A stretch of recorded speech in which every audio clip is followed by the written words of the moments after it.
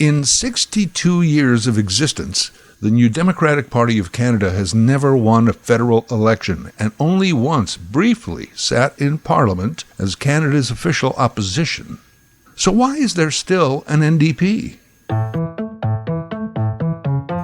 I'm Larry Fedor, and this is Later That Same Life. On this weekly podcast, topics, discussions, stories from our lives. Season 10, Chapter 13. The NDP. This week's podcast was inspired by Americans, the few sane ones left that I still talk with. They are frustrated on a number of levels. They have a system of government where elected officials seem more interested in holding on to power than they are governing. They are frustrated by increased polarization, and they don't like their choices. Well over half of U.S. voters want neither Biden nor Trump. 49% of Americans identify as politically independent. You've heard about the red states and the blue states. Well, they also have purple states. The mix, the split. Citizens in purple states represent about half of the U.S. population. You get the picture. A great many Americans are not represented, at least don't feel they are represented, in Washington, D.C. You know what some Americans feel is the ultimate solution to this nightmare democracy in peril? A third party. And I agree. That is, however, a long-term solution.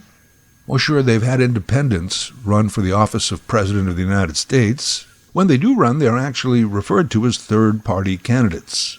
They organize, gain support, get some votes, lose, and generally fade from view. And that's because there's no real third party there, at least not one that can survive the Terminator killing machines known as the Democrats and the Republicans. The independent or third party candidates, when they do surface, usually do more to derail the campaign of one side or the other than they do to further their own cause. The people behind them who pledge their money, time, and votes have to go back to voting for either Democrat or Republican and bide their time until the next sacrificial lamb offers themselves up as a candidate. The U.S. has needed a third party for 250 years, and in all that time they just haven't figured out how to do it. Perhaps Americans just aren't bright enough to compute beyond choice A or B. It's not their fault. They've been dumbed down, put down, and talked down to for decades. A or B. You throw in a C or a D and their synapses might start to overheat and short-circuit. U.S. politics is Coke or Pepsi, never RC Cola. Americans will ask me, what is it like to have a third party that actually sends elected representatives to national government? Yes, we do have that, and we also have a parliamentary system of government. Not only do we have a third party, but a fourth and a fifth and a sixth. Liberals, Conservatives, NDP, Green Party, the Bloc, and this PPC, People's Party of Canada. Though they are a bunch of right-wing wackos, they did manage to run candidates all across Canada last election. 6 parties vying to run government. That's a lot of choices. And that's a good thing. Excuse me, sir, are you ready to order, or do you need a few more minutes? Yes, I need a few more minutes.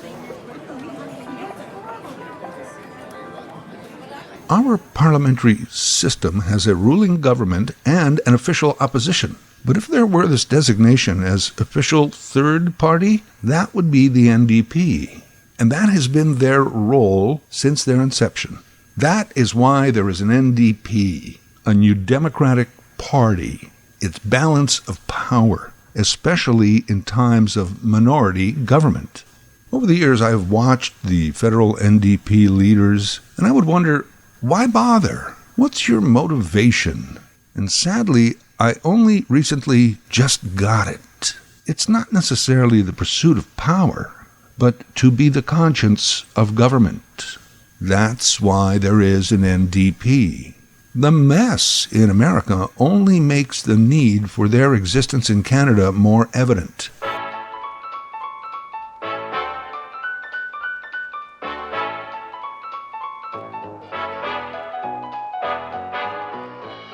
You'll never believe where the NDP got started. Alberta. Al frickin' Berta. Al, what the hell happened to you, Berta? In Calgary in 1932, there was a bunch of labor organizations, farmers, social reformers, and others, and they all got together to form the TheCCF. Contrary to popular belief, neither of those C's stood for communism. The TheCCF, the Cooperative Commonwealth Federation, an original manifesto that mandated an end to capitalism, replaced with social programs that would lead to a cooperative commonwealth. 1932. By 1935, the CCF entered federal politics, and several members were elected to Ottawa. In 1944, the CCF had their first superstar, fiery young politician named Tommy Douglas, elected as CCF Premier of Saskatchewan. In a landslide, by the way, taking 47 of 52 seats. Douglas would remain the Premier for 17 years. And speaking of what the hell happened to you, it only took Saskatchewan about a half a century to go from Tommy Douglas to Scott Moe. I have no idea how that happened. And I used to live there. Yes, somewhere during the Tommy Douglas era, Larry Fedor came into the world.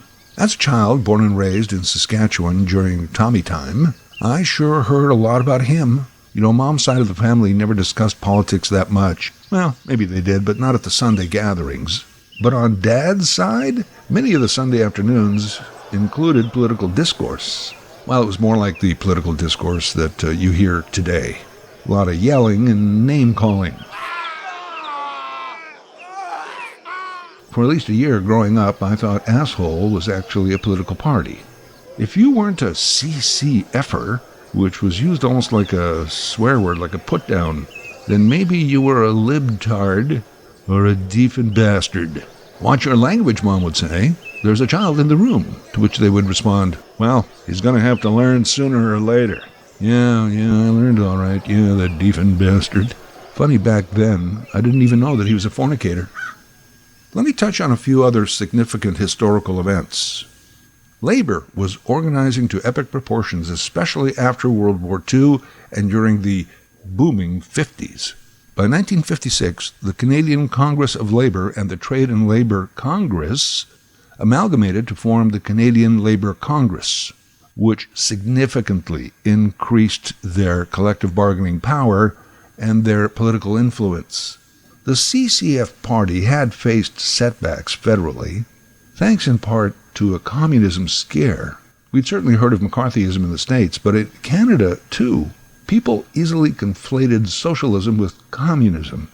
And of course, this goes on still today. Now, even in these days of social programs, social assistance, social studies, wedding socials, and social media, you can't be a socialist. Why, that's communism, isn't it? Also, the federal conservatives in 1958 won what was then a record number of seats under John Diefenbaker. The CCF approached this new Canadian Labour Congress to strike some sort of deal of support, setting similar goals of protecting the worker. Further, to rebrand, by 1961 they changed their name to the New Democratic Party, and their first national NDP leader, Tommy Douglas. In 1962, Tommy Douglas gave a speech in which he told his famous story of Mouseland. That's right, Mouseland, a story that he'd been telling for at least the previous 20 years. Mouseland is a key part of the NDP history. Here's a bit of it. It's slightly edited for time, just so you get the gist. Mouseland was a place where all the little mice lived and played, and they lived much as you and I do. They even had a parliament, and every 4 years they had an election. And every time on election day, all the little mice used to go to the ballot box, and they used to elect a government. A government made up of big, fat, black cats. Now, if you think it's strange that mice should elect a government made up of cats. You just look at the history of Canada for the last 90 years, and maybe you'll see that they weren't any stupider than we are. Now, I'm not saying anything against the cats. They passed good laws. All the laws were good laws for cats. But oh, they were hard on the mice. And life was getting harder and harder. And when the mice couldn't put up with it anymore, they decided something had to be done about it. So they went en masse to the polls. They voted the black cat out. And they put in the white cat. And life was tougher than ever. And when they couldn't take that anymore, they voted the white cats out and put the black ones in again. And then they went back to the white cats, and then to the black cats. They even tried half black cats and half white cats.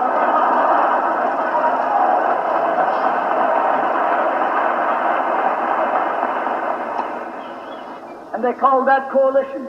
You see, my friends, the trouble wasn't with the color of the cat. The trouble was that they were cats. And because they were cats, they naturally looked after cats instead of mice. Presently, there came along one little mouse who had an idea.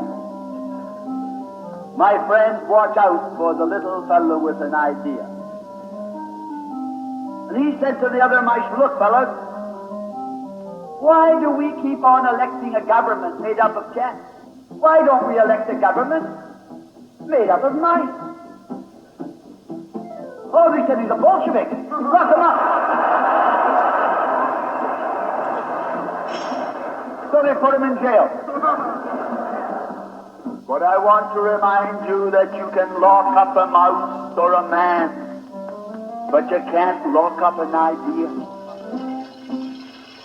Yeah, Mouseland, there you have it. Perhaps a lesser-known part of Canadian history, Tommy Douglas, his famous Mouseland story. And we keep electing cats. After his election as party leader in 1961, Tommy Douglas represented the party federally for another 10 years. He was replaced by a man considered to be a key architect of the modern NDP, David Lewis. Over the years, the NDP have had some terrific leadership.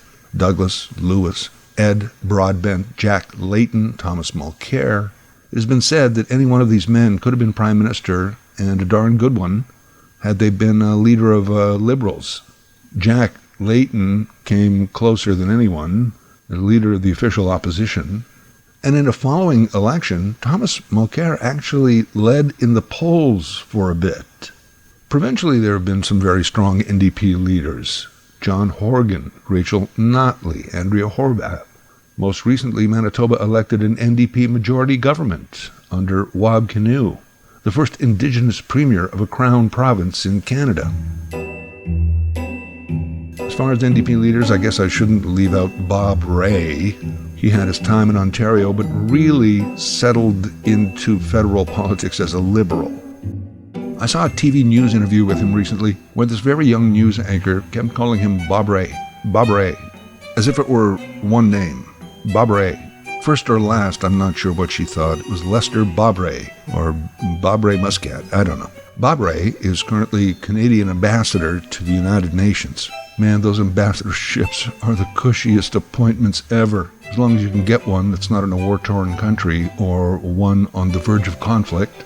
Hey, I know we have to have international diplomacy and embassies and consulates and ambassadors and aide-de-camps, but cushy job, huh?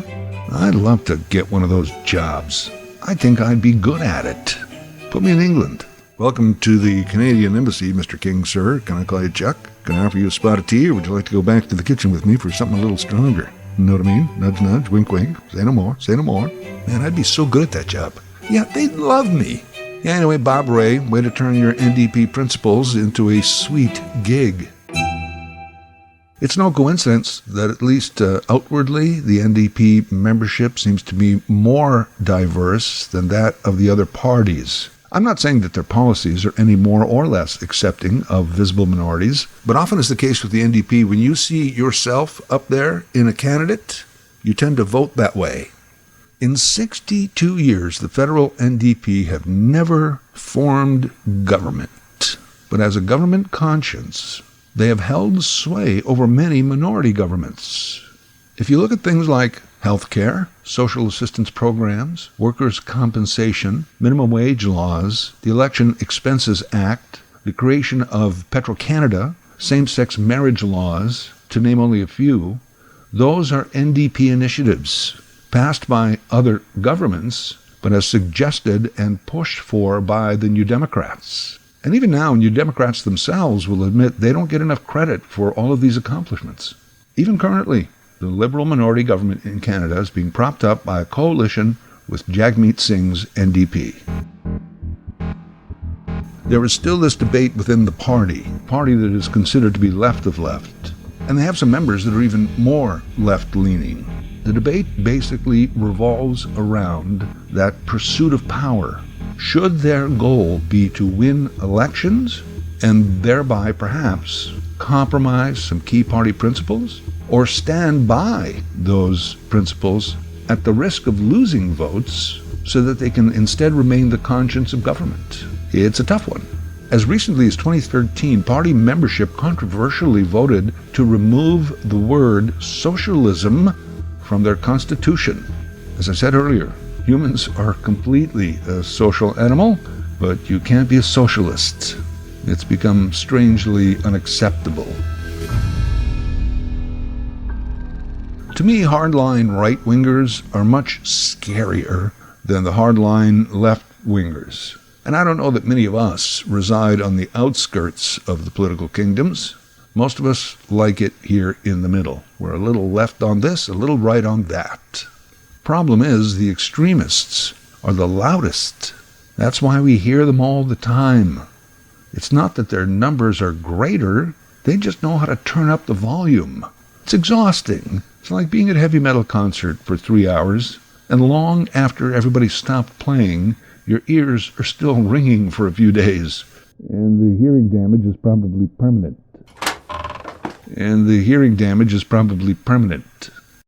Anyway, this podcast was certainly not meant as an endorsement of the NDP. Vote for anyone you want. I mean, you will anyway, right? Regardless of what I might say. This podcast was really meant to answer my own question to myself. If the federal NDP can never win, why are they still trying? Well, I guess for some, winning isn't everything. Or maybe they just define a win differently. No, it was not or is not an endorsement of the NDP, but it is an endorsement that an NDP in some form can and should exist. A third voice. A third voice that may even in its own way beget a fourth or a fifth or a sixth. America, you need a third voice. Well, you sort of already have one. You just don't let them into the halls of government. All endorse this. I believe in the sociality of the human race. This country was patched together in the late 19th century. For over 70 years of the 20th century, we've had a liberal government. And for many of those years, there was that third voice instigator shouting from the back benches. All that helped to build a social fabric in Canada that I hope we hold on to. And hey, our economy ain't bad either. Top 10 in the world. I'm not a patriot, a federalist, a nationalist, or much of a flag waver at all. As you know, I believe that world nations are mostly geopolitical units designed to divide and conquer us. But I do like Canada. There's a lot to be thankful for. Not proud of, just thankful for. I can see why a lot of people want to move here. Who knows? One day for Prime Minister, we may even elect a mouse. Hi, my name is Kiefer Sutherland.